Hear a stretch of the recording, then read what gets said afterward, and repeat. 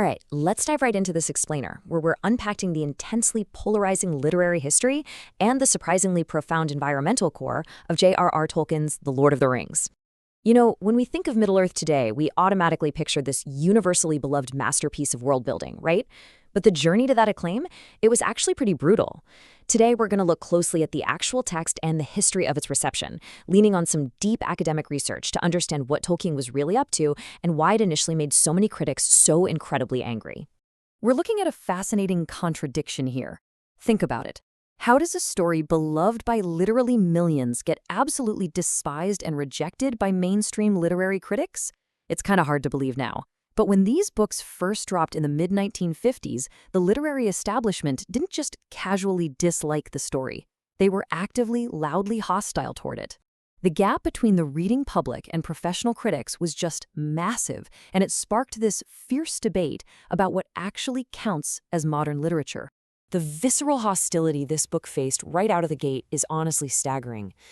Take this infamous 1956 jab from critic Edmund Wilson.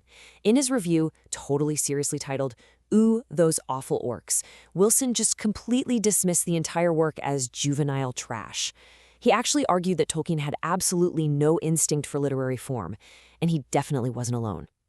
Other critics around that time, like Edwin Muir, claimed the characters were just little boys masquerading as adult heroes who never reached puberty.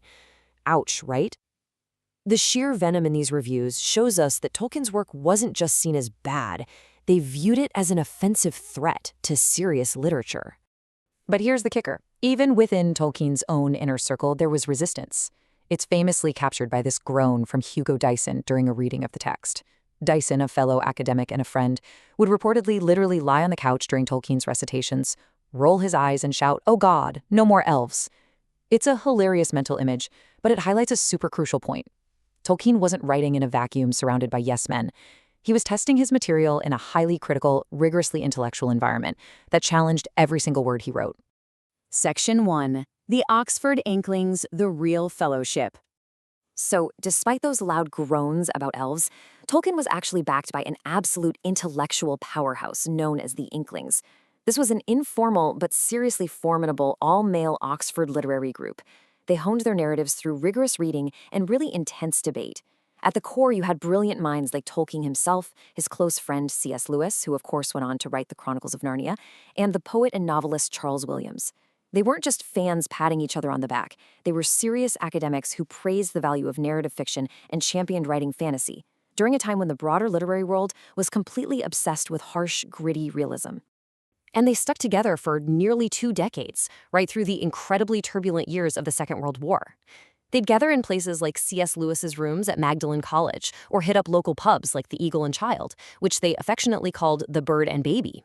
There, they'd read their unfinished manuscripts out loud to one another, offering really sharp, constructive critiques.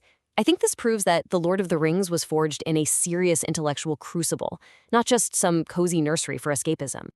Section 2. Middle-earth's Environmental Ethic, a Melancholic View of Progress.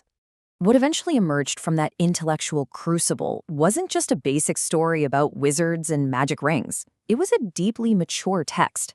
Modern academic analysis, like this fascinating Marquette University paper by Sophie Butler, reveals that Tolkien was actually crafting a melancholic reflection on the devastating impacts of industry on the natural world. This research breaks down how the whole background of Middle-earth is heavily defined by how characters interact with nature. And you know what? That interaction ultimately reveals their true moral alignment. So, the really crucial point here is Tolkien's concept of stewardship. It's this moral standard of care for the earth that he links directly to a character's inherent goodness.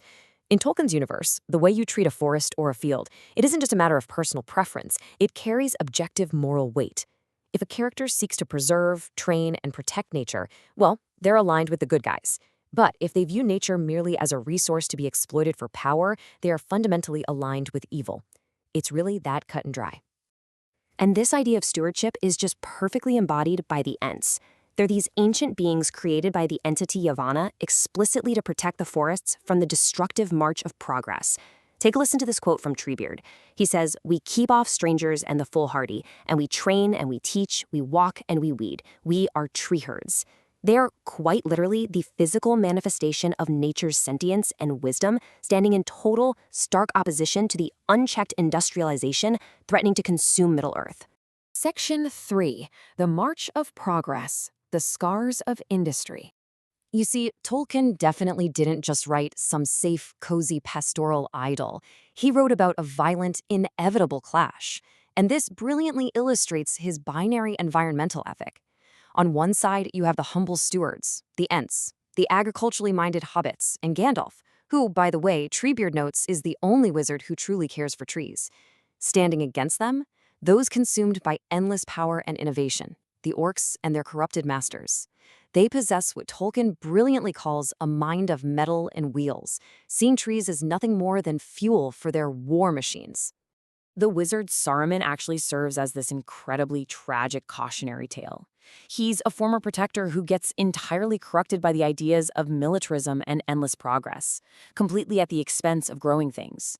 Treebeard even remembers a time when Saruman would walk through the woods and just talk with him. But his obsessive search for power led to a really dark transformation. His face became like windows in a stone wall, and he essentially turned into an industrialist who threw away stewardship for total domination.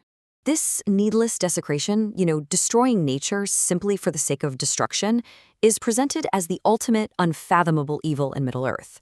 Sure, progress and felling some trees might be a tragic inevitability of time passing, but what absolutely enrages the Ents, and by extension Tolkien himself, is the total disrespect for life. Cutting down good trees and just leaving them to rot is the absolute hallmark of the orcs. It's destruction without any real purpose, born out of pure malice. And Tolkien shows us exactly what happens without that stewardship. The land itself actually becomes infected and evil, like the desolate, creeping landscape of the Dead Marshes. When Frodo, Sam, and Gollum traverse this horrifying area, we learn it was once a massive battlefield. Because the dead were left unburied and the land was just abandoned without care, the environment itself soaked up the trauma and corruption of the battle. It's a very physical demonstration of Tolkien's belief that land neglected by its stewards will inevitably succumb to shadow and decay. Section 4. Reevaluating a masterpiece. The academic vindication. So, if the text is really this complex and deep, how did modern scholars finally rescue Tolkien's reputation from those early, super hostile critics? Well, scholars like Patrick Curry systematically dismantled those original attacks piece by piece. While early critics just brushed it off as a bourgeois pastoral idyll, Curry points out that the hobbits deliberately left their cozy homes to face profound trauma.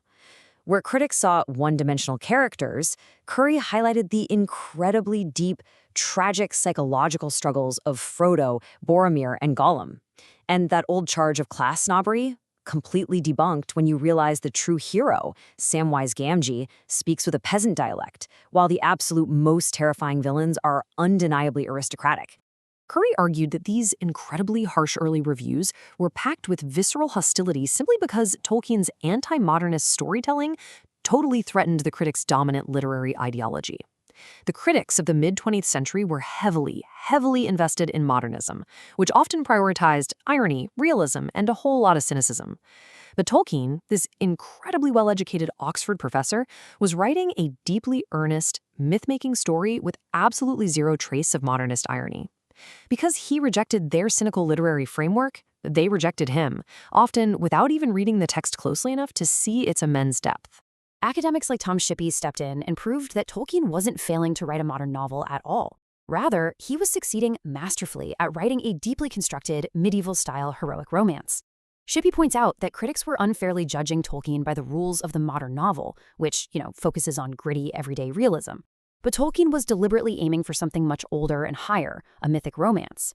He basically used the hobbits as a bridge, grounding modern readers with their ordinary, relatable perspectives before elevating the whole narrative into high myth and epic tragedy. Ultimately, this explainer shows that the journey from the idyllic Shire to the scarred, burning desolation of Mordor is actually a direct, urgent reflection of our very own ecological reality. Scholar Michael Brisbois noted that the damage we see in Middle-earth is really the ecological damage of our own modern world, just recreated on imaginary soil. The Lord of the Rings really isn't just some silly escape from reality.